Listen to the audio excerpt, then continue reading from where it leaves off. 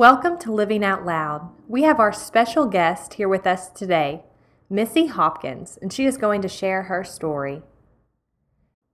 Missy, when did God call you and your husband to adopt? Pretty much from the beginning. And when I say the beginning, I mean at the onset of our marriage. I was single until I was 42. So I was an old bride, and Will is 8 years younger than I am.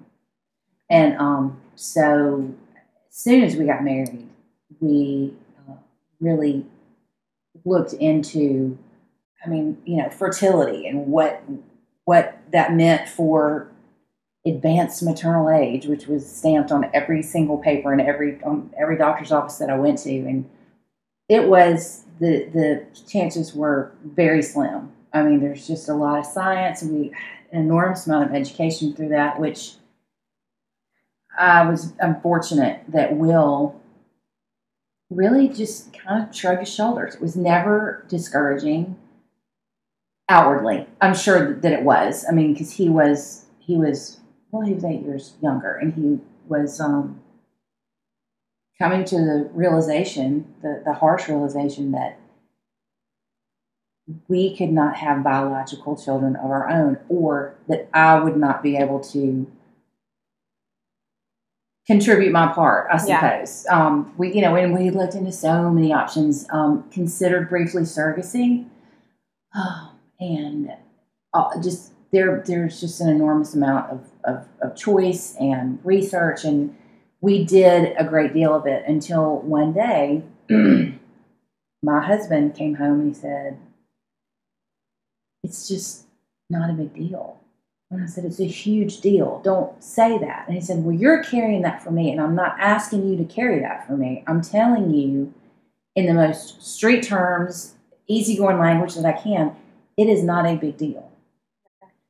And then Will grew up in Oxford, and he always throws in some humor. He said, "I promise you that the residents of Oxford and Lafayette County would probably be very grateful to learn that my DNA will not be reproduced, and there will not be another Will Hopkins running around," which made me giggle, and it was the moment of, it just lifted the burden of what I realized then that I was carrying. I mean, a lot of guilt, and it was not a surprise to either one of us, but yet I felt guilty for not being able to provide that, give that to him. So it was, that was, turned on a dime. Okay, well, let's see about adoption. Well, we have two really good friends in Oxford that have adopted two children. And at this time, we went and talked to them. They were very helpful. They were very open and honest, which is necessary when anyone is considering it, because there's a lot of heartbreak involved in almost every path to adoption. And along with the sad stories, they were very encouraging. They said, we are not telling you this to be discouraging, because every stone that you have to kick out of your way is worth it. And the more you clear your path, the more clear it will become to you. We listed, its private adoption is very expensive. A lot of people don't know that. I didn't know that. It's really expensive. It was a financial burden, but we made it happen. We got all of our enormous amounts of paperwork out of the way. And once that was done, we were on their website, and we had printed out all our booklets that they give to prospective birth mothers. Well, we sat down and waited for the phone to ring every night, which we were told. I mean, Sarah and Jeffrey themselves were like, "Don't do it. You're gonna, but don't do it." I mean, we had an 800 number so that they could call in, and and after 3 months, we were so discouraged. Not a reasonable amount of time at all, but yet we just knew we were going to be the exception. After a little over 2 years that we had been waiting for the phone to ring, we were very discouraged. We were in constant contact with our adoption counselors. We had a lot of turnover with that agency, which certainly didn't help our spirits. We had just kind of sat down on it, and we were still considered newlyweds. We had started a business, and we were just kind of we had put all of our energy into the business, and that was working for us until the Friday night before our anniversary. We got a phone call. Actually, Will got a text. He was like, oh my gosh, I don't know what to do. And he handed me his phone. It was a text from one of his best friends from childhood that said, call me immediately. It's about a baby. Well, you call. And we did. And she said, Bridget, who is another friend of ours, needs to call you. Answer the phone when she calls. Bridget is a nurse. Bridget was at the hospital in Batesville, Mississippi, and she said, I can't tell you much. There are severe HIPAA regulations that I have to stay within, but I just had someone come in for an emergency C-section. She is not able to care for the baby, and she asked me if I knew of anyone. I immediately thought of y'all, and the only thing that I can do is give her your phone number, and then I step away. Please give it to her, was what we said to her. 30 minutes later, we got a call from the birth mother. We went to the hospital the next day. She signed some paperwork that released us to be able to visit the baby who was at Le Bonheur. And after 2 weeks, the doctor came into the room and said, you can take your baby home. And we did. And we put him in the brand new car seat and his brand new little Ole Miss onesie and, all the fun that stuff that's fun with a newborn and first-time parents, and drove south to Oxford and were just received people were just so gracious and happy for us, and he was well and he was adorable, and we were parents of a newborn. Proceeding with adoption, we had an attorney, and we were thrown a tire iron in the gut when we received word that the birth father had discovered that this birth had happened, and he, in fact, believed himself to be the birth father, found someone to do a paternity test. They sent someone to Oxford and, stuck the baby and swabbed the baby, which was just excruciating. Paternity test came up positive. He was, and ensued not a legal battle, but a procession through many different courts. It was an odd experience. We finally just sat down and we just said, he's not meant to be ours, which is such a hard thing to say, but it was it was just like God was tapping on our hearts. He's not meant to be yours. At that point, we had met the father, we had met the father's parents, and they're good people. We're so fortunate to know that, because we had to call them and say, we're ready. And they drove over and we met at our church. We placed that baby in the arms of his biological father and went home and just crawled in a manhole and pretty much lived there until probably 6 months had passed, and we both looked at each other, and I said, we've got to do something. He said, I know, but what? And I just said, let's just call DHS. What are we going to ask them? I don't know. I feel that we should call them. And so we prayed about that. And we did.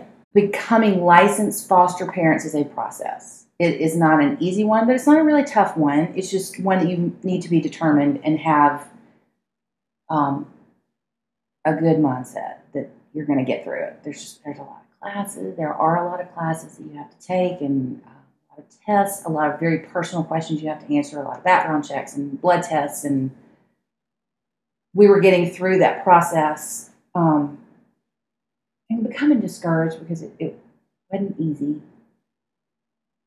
And then the foster parent licensure specialist with the Lafayette County Family and Children's Services Office called us and said, I think that I have a child that I want y'all to meet. And we said, you can't meet. Introduce ourselves to, like, a newborn? She said, nope. 7. I said, 7? We never talked about 7. And she said, I know you didn't. But I think you should meet him. We said, why? And she said, I think you should meet him. Because have you ever thought about adopting other than a newborn? We had, but we had it all planned out. You know, what about a 2 or 3-year-old, or even a sibling group, a newborn, and not ours to plan, Right. admittedly. And somewhere we knew that, but consciously and outwardly, we felt that we deserved to make our plan. And so as we looked up and said 7, it came straight down. 7. We were like, okay. We called her back, and she said, all right, you need to come talk to his social worker. We went to the DHS office. April was this child social worker, and she sat down in front of us, and she was very stern, and she said, I will let you meet him, but I'm the only constant adult that he's had in his life. I've been a social worker for 3 years, and I'm very protective of him. And in the instant that I crossed, we crossed through the doorway, we went, oh, 7. That's him. That is the child that we were supposed to have, because he was sitting behind this big desk, and he was scared. He'd been through this before, and he looked at us, and his chin was bowed, and he just broke into a grin. And it was the most, it's just like angels flew out of his face. So we said, okay, so we talked to him for probably only 20 minutes. Social worker, very, very observant the whole time. She was eagle-eye on us both, watching all the interaction, and she softened up a bit, and it was, there was just absolutely no thread of question. It was, okay, what do we have to do now? And she said, whoa, I get to make this decision, which she was right. And the next day she called, and she said, we're going to finish up your foster parent licensing, and then we will place him with you as a foster child. At which point, we didn't really fully understand that the state of Mississippi mandates that you foster a child for a minimum of 6 months before you can proceed with adoption. Again, the fear takes over, like, okay, well, we're absolutely going to bring him into our home, but we're on the adoption path. Talking to the social workers, y'all understand that. They say yes. Talking to God, you understand that. Nothing. We knew that he did, but we wanted something that just said, yeah, I understand. We didn't get it. It was a trust thing. And it was just a constant daily surrender. You know, here, we finished our classes. The day came, we were going to drive to Houston. We were going to get him in the final, like 30 minutes before we were supposed to leave. The social worker called and said, you can't get him today. I don't even really remember the reason, but we sat back down. It's just another day. We've waited for almost 4 years now. The day came. We got in the car. We did drive to Houston, and we went to Houston Lower Elementary School, and we met the social worker there for the school system. We met the principal and the counselor. And I don't know if it was their approval that we were seeking, but nonetheless, finally, Will couldn't stand it. He was pacing. He sat in the hall, and I heard little footsteps running as fast as they could down the hall, and I looked, and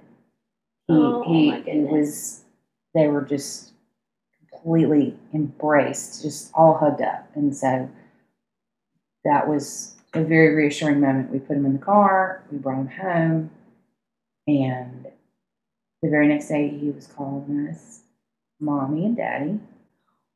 And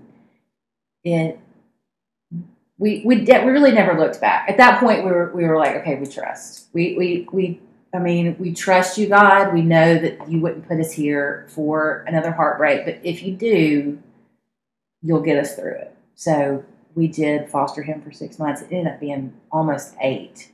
That's such a hard, I just can imagine, okay, trusting God, we feel like this is our son, but if not, you're going to get us through.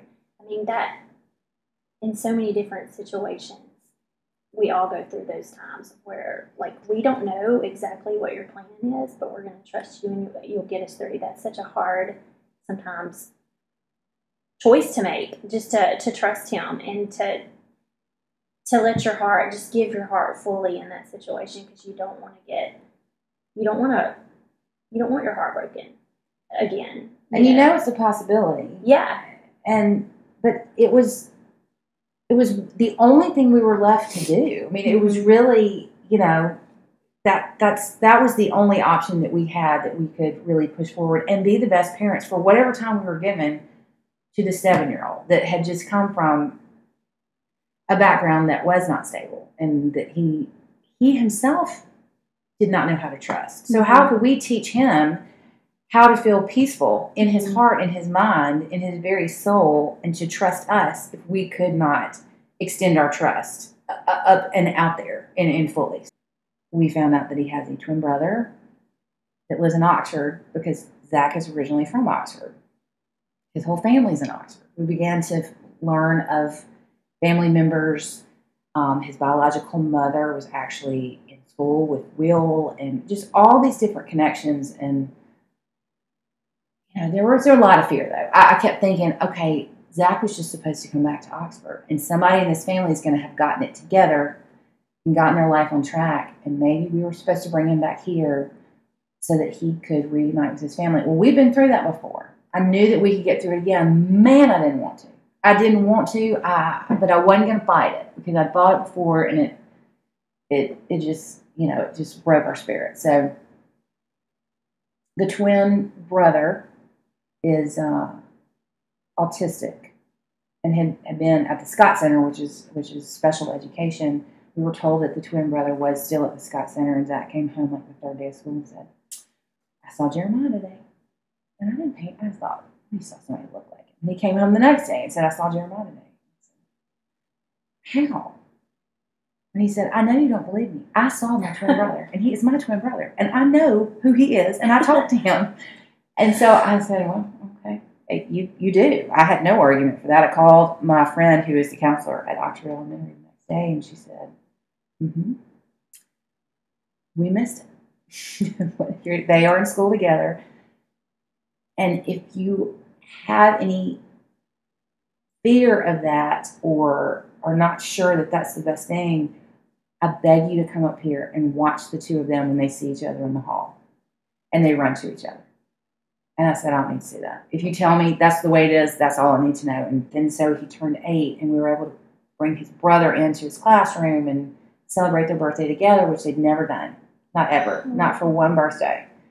And he had his first birthday cake. He'd never had a birthday cake. And it was just, all I kept thinking was, we are granting him the chance to be a 7-year-old and be an 8-year-old. I don't think he had lived with a lot of anxiety and fear and a lot of pain and confusion. And he was learning to live without that. It took a little bit longer than we wanted for the court date to be assigned and the paperwork to go through. But we got our date in court. And when we found out that it was June 30th, we just almost couldn't believe it. And it came. It was June 30th. And we went into the courtroom, and my family was here from Jackson, and his family was here. And I turned around at one point, and I looked in the courtroom, and there were like 50 people there. Some of them were very close friends, and some of them were just, our pastor had since moved on. He had actually retired, was there with his wife, and our new pastor was there. And just then to see that, turn around and look to see what I was saucer-eyed at. And he just, we were waiting on the judge, and he burst through, those little short doors in the courtroom. He just burst through those, and he had to hug every single person that was there.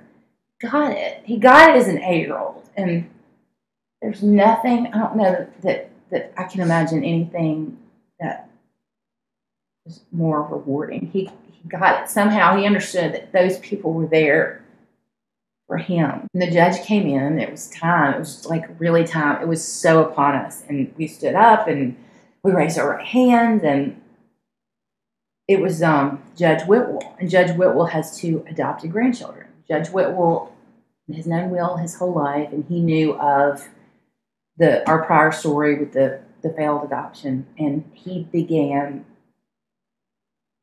the court proceedings, and he just lost it.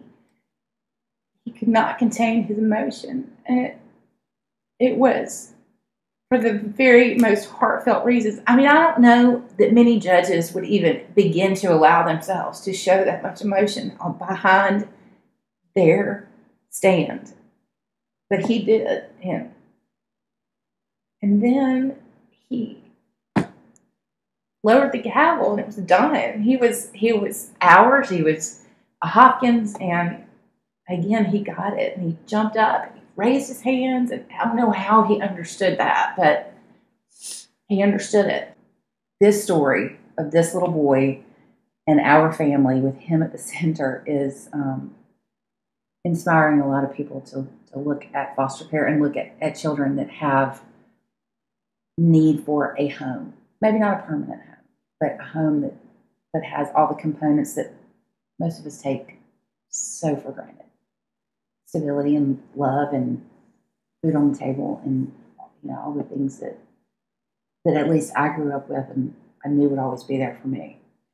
There are kids that they need that. So what year was this in June that it was finalized? This year. This past year. Mm-hmm. It's very recent. Mm-hmm. It's just a month ago. Well, I just want to say thank you for your courage. I mean, the courage that you and your husband have had to just surrender. And I know it hasn't been easy, and it sounds like you wrestled with it and you fought with it and you were like, I don't want to do this, I don't want to surrender. But just the story just shows just the faithfulness that y'all had above everything, knowing that, even though this is not what I want, and even though this isn't the plan I have in my head, I'm going to trust you. And that's just so encouraging for all of us, because to know that you did that and to see how God orchestrated it all and worked it out for your family. It wasn't after a week or a year. I mean, it was a long process, but it just goes back to God's timing and how perfect that is. And we forget because we think our timing's so much better. But in reality, you could not have chosen this story. You could have not even thought it. You couldn't have created it in your mind. And it's beautiful. It was never ours to create or orchestrate in any way. So handing a lot of stuff over, pulling it back in a lot of cases, and re-handing the same stuff over was all a big part of it. But it was very humbling and with just immense ongoing rewards. We've talked about this before, but when we had the Easter Bunny at Chick-fil-A, and I remember I didn't know you and I didn't speak to you, but I remember sitting there with my husband and our little girl, and she was terrified of the Easter Bunny, and I remember glancing up and seeing, I didn't know how old he was, but this really tall boy, guessing, over 5 years old, on your hip. Just carrying him on your hip. And I just remember looking at that and being, that is the sweetest thing I have ever seen. And he is a very affectionate child. So he's, luckily for my 48-year-old spine, he's small for his age. So, and he doesn't like to miss anything. So I do. I mean, he'll jump up in my arms, and as long as he will, I will carry him, which catches people's attention. And I think it caught Lance's as well. He said something to the effect of, I just wanted to come speak. I'm not really sure why. I just felt like I wanted to meet you. And I knew why. And I said, well, this is my son. This is Zach. This is Mr. Lance. And, hey, Mr. Lance. And I think I could kind of see some, not like burning questions in Lance's eyes, but people are curious. And when he was that forthright and said, I'm not sure why, I just wanted to come meet you, I said, well, this is Zach's first time to see the Easter Bunny. And he wanted to come to Chick-fil-A to see the Easter Bunny. We've been talking about it for a long time. And he melted a little bit. He said, really, your first time? He said, yes, sir. I just came home to be with my mommy and daddy back in October. And Lance said, okay, well, let me make sure, and, made sure that we had Zach got to make his picture frame for his picture and just really coddled us. And I appreciate that coddling more than probably the little boy, because it was an outreach that, Lance, when it was Zach's turn to go sit in the Easter Bunny's lap, I started crying. Yeah. And anybody else would have thought, what is wrong with you? Right. But not Lance. He said, I can only imagine how touching this is for you. And it's a reminder to take those opportunities, to talk to people and not just to sit back. You feel, nudged to go and talk to people, there's a reason for that. We can die.